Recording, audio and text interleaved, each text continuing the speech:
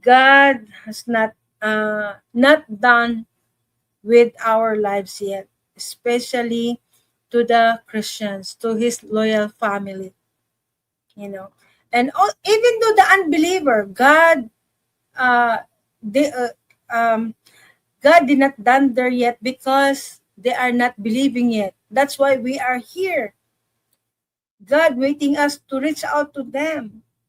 So God have not done their life yet. They have hope even though they don't know that they have hope. They have eternal life.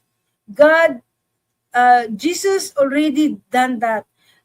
Jesus died for them to have life. God already offered his life and able to the unbelievers to have eternal life.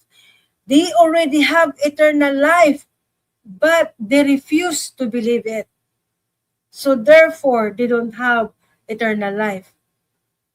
It's already offered to all over the world. John 3:16 to 18. God offered to have eternal life, but they refuse it. Jesus died already for them, but they refuse it.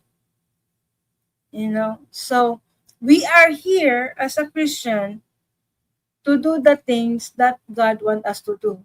Being feet, hands and feet and mouth, to the unbelievers.